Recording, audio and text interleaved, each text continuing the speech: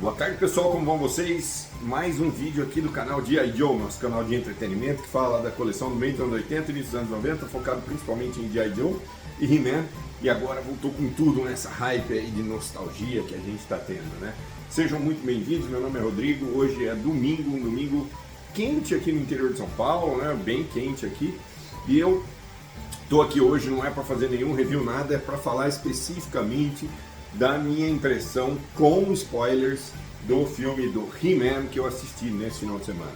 He-Man é uma das nossas coleções aqui, né, do canal, e eu acho que vale a pena eu vir aqui trazer um pouquinho para vocês o que eu achei do filme com spoilers e o que eu acho que poderia ser um pouquinho melhor, o que eu acho que poderia ser, que foi muito bom e foi muito bom mesmo, e o que é a minha expectativa para os próximos passos aí, tá bom, pessoal? Então vai ser um review relativamente rápido, mas né, vale a pena aí falar um pouquinho para vocês qual que é a minha impressão.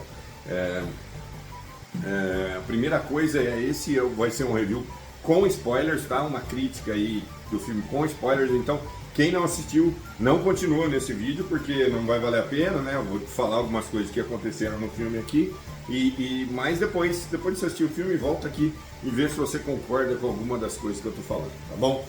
Vamos lá, pessoal, vamos começar. Bom, o filme teve aí uma das coisas que eu achei muito bom foi o marketing do filme, foi muito bacana o marketing, foi muito legal, fizeram uma campanha muito legal, digna realmente da franquia, né? Tanto na parte nos Estados Unidos quanto aqui no Brasil, né? Aquele evento que fizeram na Paulista, com o trio elétrico, os atores vindo aqui no Brasil, né? O diretor Charles Knight, Nicholas Galazzini, Camila Mendes, né? Tila, o He-Man foi muito bacana, eu acho que a Amazon está de parabéns e realmente foi digno da franquia, tá, pessoal? Então, parabéns. E eu também acompanhei um pouco lá nos Estados Unidos, o que teve lá no Teatro Chinês, em Hollywood, né? A apresentação também lá de todos os atores, né? Lá estava também Idris Elba. O único que eu não percebi, e isso faz parte um pouquinho da crítica do meu filme, é o Jared Leto, que foi um dos destaques do filme. Eu vou falar para vocês o porquê que eu acho que ele foi o destaque e porquê que ele não divulgou muito o filme, né? Então eu vou falar um pouquinho da minha impressão, mas tava lá Idris Elba, tava Alison Brie, tava o personagem que fez lá o Fisto e daí por diante, todos estavam lá, né? Então parabéns aí na parte da divulgação do marketing, foi muito legal. A parte dos brinquedos, né? Eu tô aqui com praticamente todos os brinquedos, né, que saíram aqui, né? He-Man, Esqueleto, da coleção Chronicles, tá, pessoal? He-Man, Esqueleto, Mentor, He-Man, Fisto, né? Todos eles, Mandíbula. Então tá tudo aqui, ó, pessoal, né? Todos eles aqui, então da coleção Chronicles, foi muito bacana, muito legal. O grande destaque para mim, por enquanto, foi o Mandíbula, isso, eu até peguei outra peça. É muito legal esse Mandíbula aqui da Chronicles, tá? Então eu tô com todos os brinquedos aqui também, todas as action figures, achei bacana e tudo. Então essa parte do marketing, legal. Filme, pessoal, o filme é o seguinte, para quem e eu acho que eu vou chover um pouco no molhado, para quem é fã, quem acompanhou, quem acompanha os personagens, quem acompanha tudo, pô, é um deleite, né? É todo assim, tá lá a Eternia, tá lá aquele medo de ser um pouco o filme na Terra, acontece cerca de 12, 13 minutos só na Terra, depois já logo volta, então assim, é muito legal para quem é fã. Então o que eu quero dizer aqui já no começo da crítica? Quem é fã vai curtir mais do que quem não é. Quem não é, vai achar o filme um pouco bobeira, vai achar um filme um pouco, tipo, se você comparar, é um filme de fantasia, se você comparar, por exemplo, com Warcraft, ou se você comparar com o próprio Senhor dos Anéis, né? Se você comparar com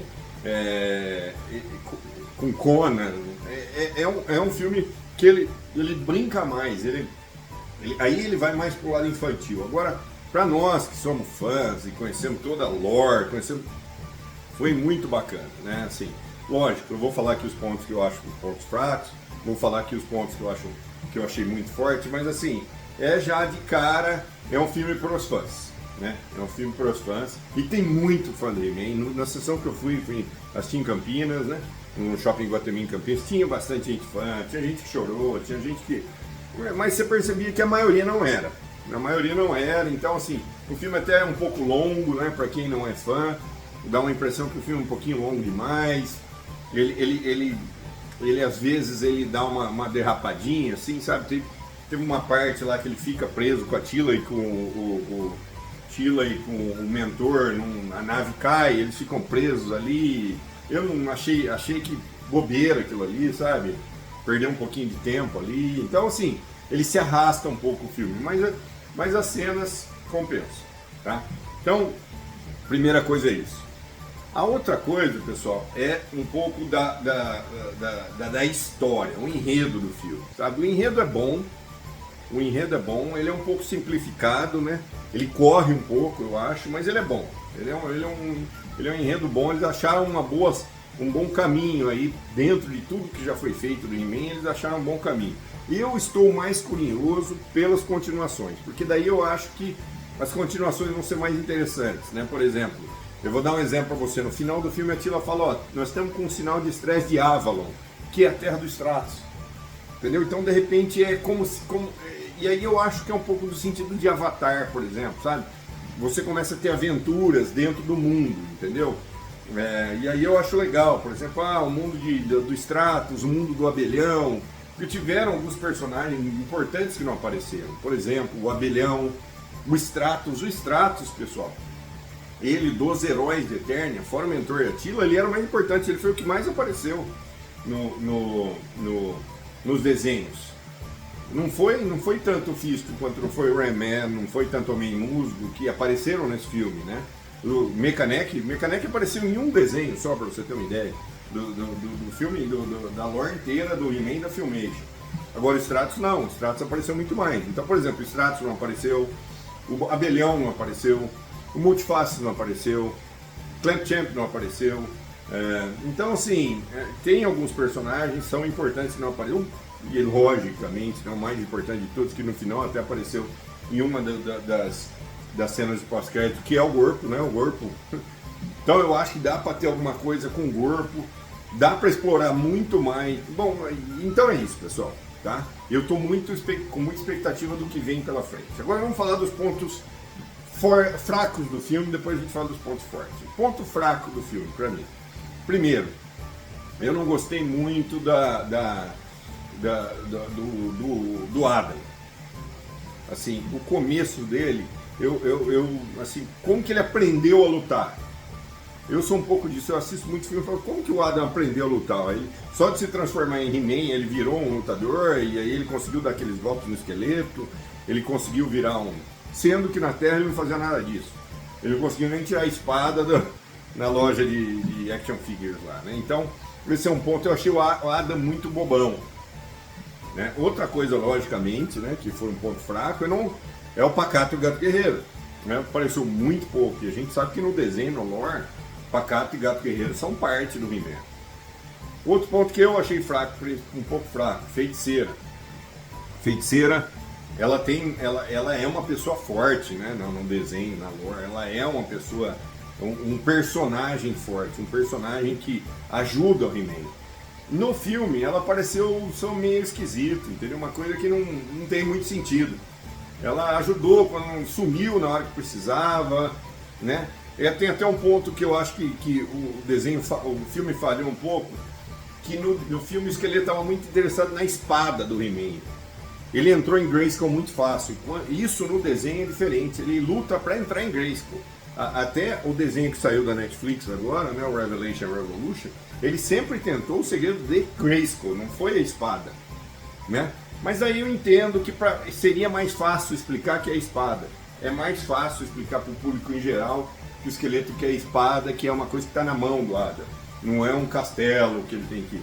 Porque seria muito complicado talvez você explicar por que Grayskull é importante para o esqueleto, né? Então esse é outro ponto. Os heróis, tanto o Fisto, quanto o Ram-Man, quanto o Mekaneck, eu gostei muito mais dos vilões do que dos heróis, né? Dos Masters of the Universe. dos heróis. E também achei que o mentor teve uma mudança muito rápida do que ele estava lá, aquela vez a hora que ele estava na cela, bêbado, pro mentor mesmo, entendeu? Apesar que é um personagem forte, o ator é bom, mas então eu achei muito rápido assim de sair de uma coisa para outra, sem explicar direito. E a outra coisa também foi a Tila. A Tila foi um ponto fraco para mim. Primeiro que eu não acho, apesar de ser brasileira, acho muito legal, bato palma para isso. Eu não acho ela uma atriz bonita, acho ela uma atriz. Achei que ela foi um pouco caricata e muito perfeitinha, né? A Tila foi muito, muito perfeita no filme. Ela não fez nada de errado. E, pô, na primeira cena ela conseguiu dominar o Homem-Fera. Né? Pô, o Homem-Fera 3 vezes o tamanho dela, na cena que ela estava na Terra. Depois que ela chegou em Eterna, ela meio que enfraqueceu. Ela teve uma hora que tava o He-Man e o Mandíbula lutando e ela ficou olhando meio com medo. Então, assim, não sei. Eu achei que a Tila foi muito, além de perfeitinha, ela muito, assim, muito conveniente pro enredo do filme, sabe? De repente ela é de um jeito, de repente ela é da outro. A própria luta dela com a Maligna eu não achei legal. Aliás, eu achei a Maligna muito mais legal que a Tila.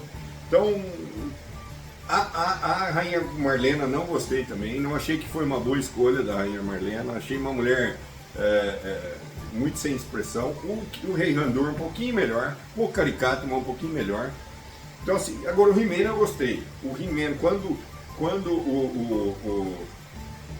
o ator estava fazendo o He-Man, eu gostei mais do que quando ele estava fazendo o Adam, né?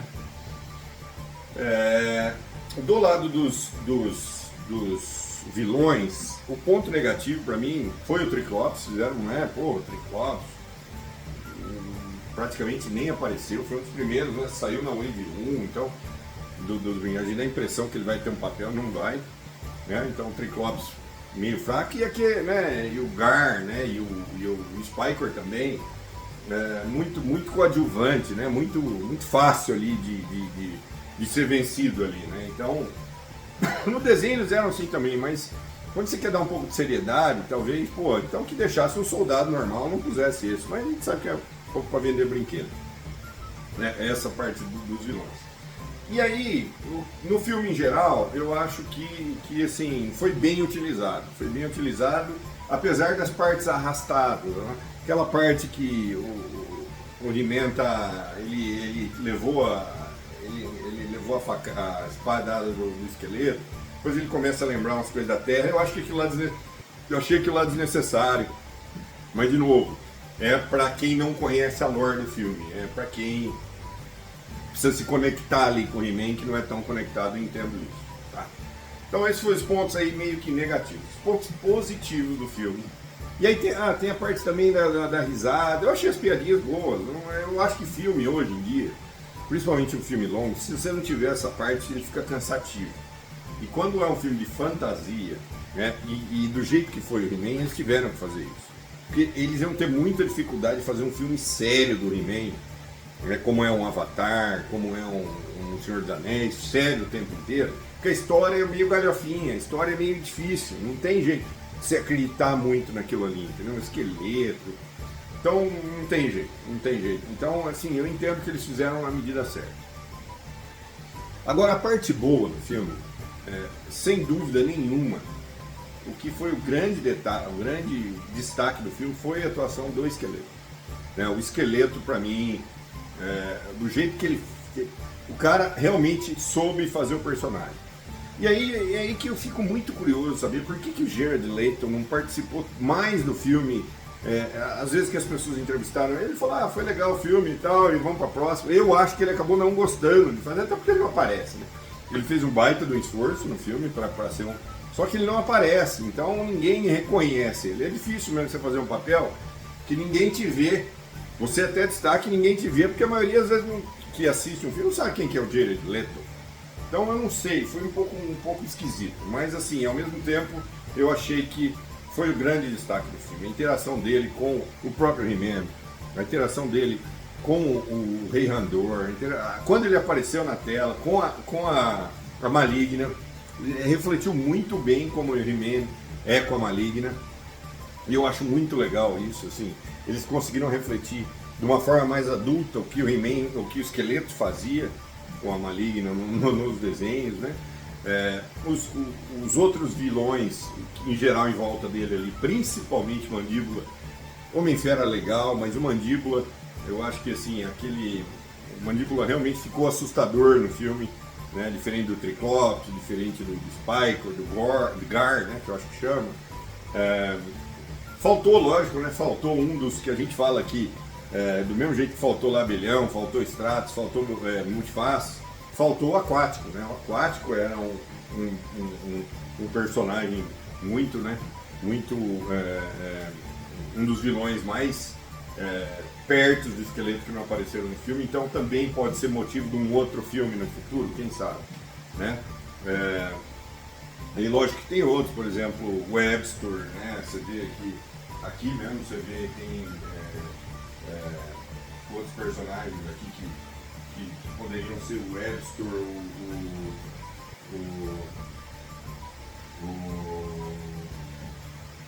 Leech, o Ninjor, tem vários outros personagens que poderiam que apareceram no desenho e não apareceram.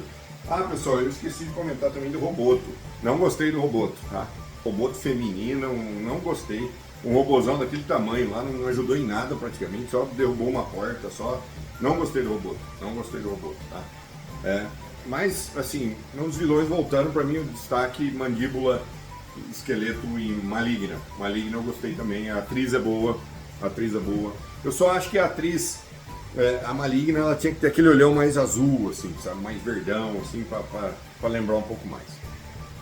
Mas, assim, no geral, pessoal, eu saí satisfeito do cinema e eu tô muito hypado para as continuações. Eu acho que ali se abriu o universo, tá? Se abriu o universo. E agora o que vem depois é o que me interessa mais, porque daí entra mais na lore. Que nem, de novo, eu faço uma analogia com o Avatar. Avatar começou a entrar no mundo mais de Avatar, as aventuras, lógico. Você sempre tendo lá como é que ele chama? Jake Nelly, não lembro, Jake Sullivan, eu acho que é lá no Avatar, que é sempre ele, com a esposa dele e tal. Pode ser o He-Man, pode ser a Tila, pode ter.